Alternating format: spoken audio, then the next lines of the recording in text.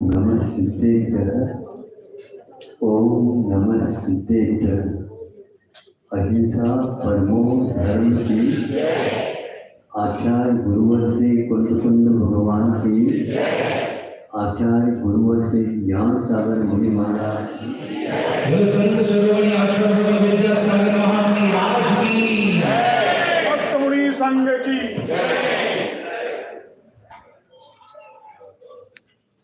कभी कभी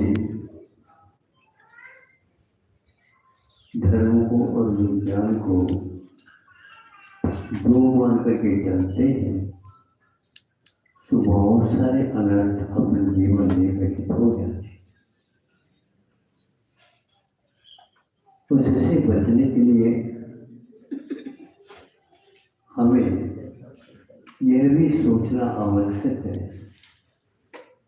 कि धर्म हमारा साथ है या विज्ञान, अथवा यूं कह दो हमारा जीवन सुरक्षित रहे इससे। जैसे उदाहरण के लिए हम मछली को लेते हैं। मछली जलचर प्राणी मानी जाती है। वह स्थल पर आकाश में आना जाना संभव नहीं है उसे। यदि भूलकर किसी घटना से वह उस जल से बाहर आ जाती है तो आपको ज्ञात से बताने की आवश्यकता नहीं है। छटपट करके और कुछ समय के बाद प्राणांत उसका हो जाता है।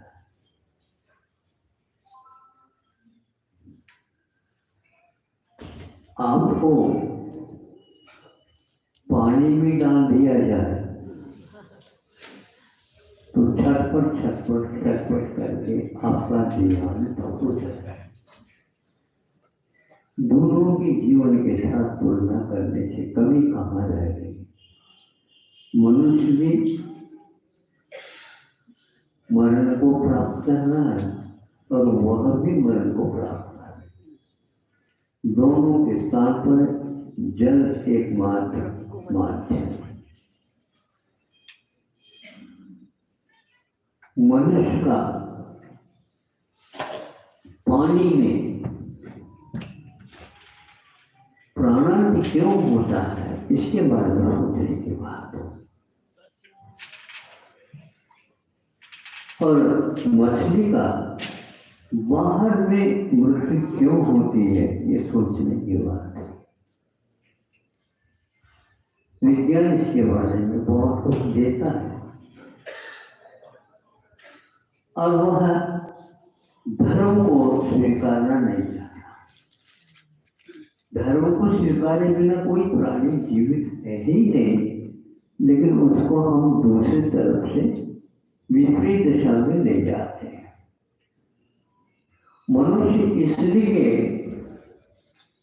मनुष्य को वो प्राण के समान है। जल के बिना मनुष्य टिक भी नहीं सकता, भोजन के द्वारा नहीं टिकता।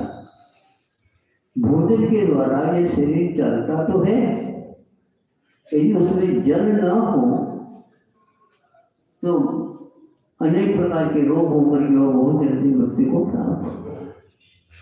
तो उसको जल में डालने से मनुष्य को इसलिए मरण होता है। उसमें जल तो है लेकिन प्राणवायु नहीं है ऐसी बात नहीं है। प्राणवायु उसमें नहीं, लेकिन मनुष्य के लिए उतना पर्याप्त नहीं है। ये मुख्य है। तो फिर क्या करें? तो जल में जाएगा तो मरण करेगा। पनडुब्बी वगैरह तो बनाते हैं, वह इसी आधार में वहां पर कैसे रहते हैं इसका प्रबंध किया जाता है। इसलिए रहते पानी मुख में नहीं जाना चाहिए, श्वास आना चाहिए। तो प्राणवायु की कमी के कारण जल में मनुष्य की मृत्यु हो सकती है कमी के कारण। तो कमी भी नहीं करना चाहिए। और इधर मछली के लिए जल का अभाव हुआ इसलिए नहीं, जल का अभाव हुआ इसलिए मृत्यु नहीं होती, किंतु प्राण वायु के अति के कारण मृत्यु हो जाती। हाँ, अनुपात चाहिए, क्योंकि जल में वह रहती तो है, लेकिन अनुपात से उसको प्राण वायु मिलती है, अथवा उसके कंठ में इत्यादि में ऐसी संरचना है, उसने ही में से वह वायु को, प्राण वायु को अपने पेट में ले लेती है। जल उसमें प्रविष्ट नहीं होता, इसलिए वह जीवित रहती है। उससे बाहर निकलते ही उसका प्राण समाप्त होता है। इसको विज्ञान के माध्यम से समझ लो या धर्म के माध्यम से समझ लो, दोनों से आप जीवन को सुरक्षित रख सकते हैं, रखते आए हैं। किंतु आज हर बात पर साइंस कसना चाहता है। कसना का मतलब कसौटी से, लेकिन कसौटी से सोने को कसो, लेकिन कितने कसो, ज्ञान हो जाए उतना पर्याप्त है। किंतु हम बहुत कसते हैं तो उसका अपव्यय हो जाता है। हम नहीं कसते हैं तो जीवन समाप्त। विवेक नहीं रखते, इसलिए ऐसा होता है। तो धर्म को मानने से हानि होती है, ऐसी धारणा छोड़ देना चाहिए, क्योंकि नहीं है तो प्राणायाम समाप्त हो गए। आप घबराते हैं, जब रोग होता है तब। ज्ञानी लोग रोग से फिर बचते हैं, तो रोग से डरने की कोई आवश्यकता नहीं। बचे क्यों? तो बचे नहीं तो मरो, पक्का है ये। तो मरण के साधनों से आप बचो। अति भोजन करने से भी जीवन की मृत्यु हो जाती है। नहीं भोजन करने से मृत्यु नहीं होती, फिर भी वह एक महीने 2 महीने टिक सकता है। लेकिन अति करेंगे बिल्कुल ऊपर तो जाना ही, ऊपर ही क्यों जाता है, नीचे भी तो जाता होगा। लेकिन यह एक रिवाज चाहिए। मनुष्य अपने आप को बचा देता है और धर्मात्मा मांगता है, नहीं सभी को आप स्वर्ग ही भेज दीजिए। कहते हैं ना, ये तो भूलने में आ रहा है, वस्तु स्थिति क्या है। इसलिए हमें धर्म कर्म विज्ञान की बात मैं बाद में लेता हूँ। कर्म विवेक पूर्वक होता है, उसके साथ जुड़ जाता है। मनुष्य के लिए लिया जाए तो अपव्यय कहाँ होता है। अब देख लो, माँ दूध पिलाती है और वो बोतल से पिलाती है, उसके लिए सामने एक टूटी जिसको बोलते हैं वो लगाए हुए रबड़ की गठिया बोलते। अब बच्चे को उसके मुंह में दे दिया उसको, और वो पीने लगा तो उसको ठसका क्यों लग गया, अभी तक क्यों नहीं लग रहा था। तो तुम्हारा उसकी छेद जो है, टूटी का छेद ज्यादा बड़ा हो गया, तो उतना वो ग्रहण करने में सक्षम नहीं था। तो दूसरी टूटी लेकर के छेद छोटी रखी, तो उसके द्वारा अनुपात से उसको कोई भी चीज अनुपात से उपयोग में आना चाहिए।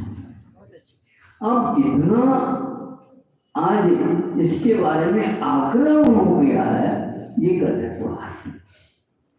एकदम बहुत सुना कम छोटा रखते हैं तो भी दूध अनुपात से नहीं आता, तो भी उससे उसको दुख होता है। अनुपात से करेंगे, ये देखना आवश्यक है। हम हर क्षेत्र में जहाँ पर सुरक्षा होती है वहाँ पर लोग अनुपात लगा देते हैं, लेकिन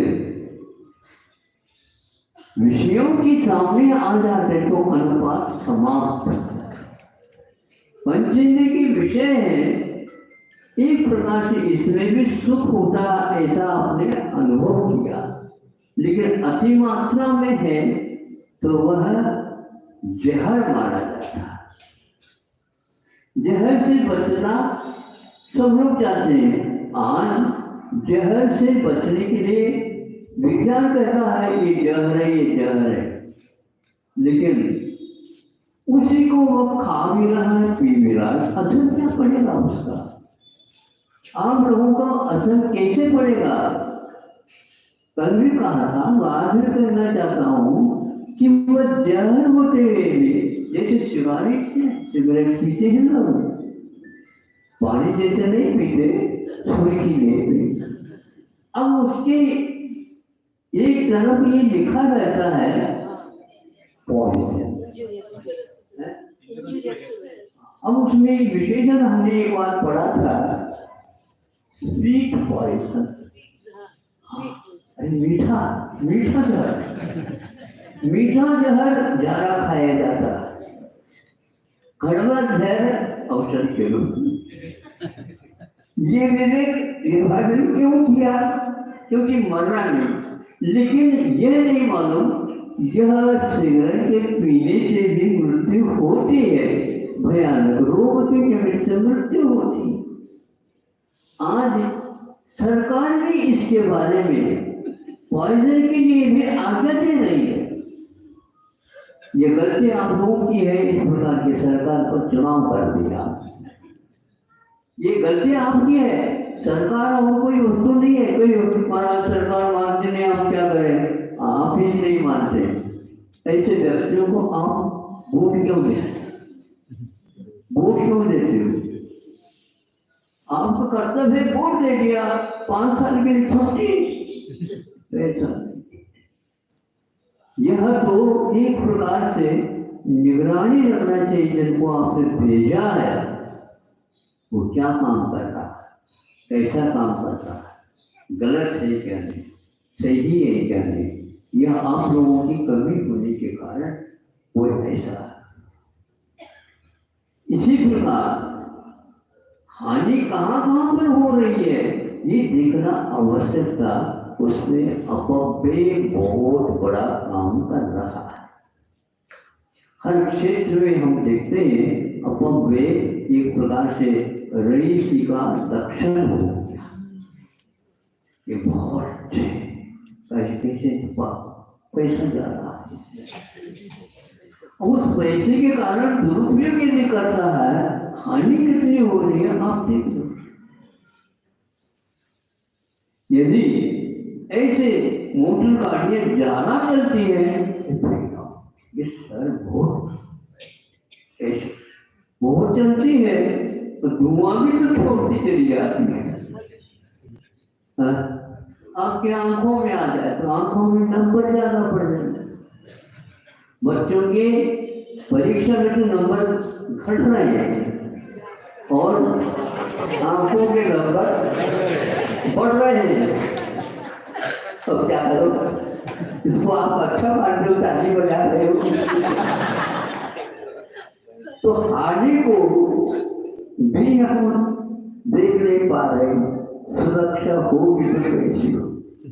उसी सरकार से आप मांगते भी हमारी सुरक्षा करो, पहले उनकी सुरक्षा आप, फिर बाद में सरकार से परीक्षा की सुरक्षा की कोई मांग करने की आवश्यकता नहीं।